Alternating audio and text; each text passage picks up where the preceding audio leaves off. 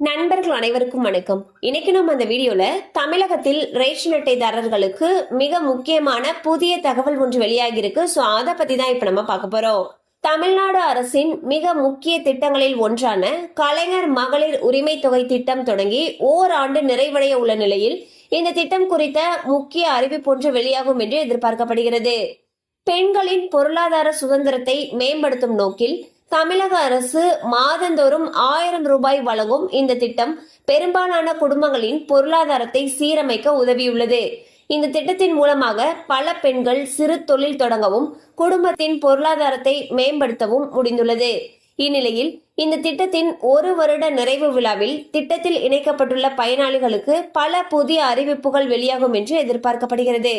குறிப்பாக திட்டத்தின் கீழ் வழங்கப்படும் தொகை உயர்த்தப்படுவது தொடர்பான தகவல்கள் வெளியாகும் என்று எதிர்பார்க்கப்படுகிறது.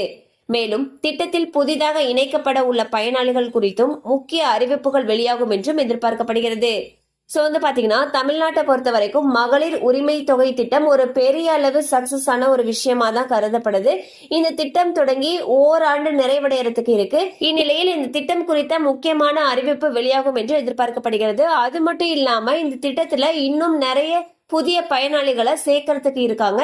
சோ புதிய பயனாளிகள் குறித்தும் முக்கிய அறிவிப்புகள் வெளியாகும் என்றும் எதிர்பார்க்கப்படுகிறது.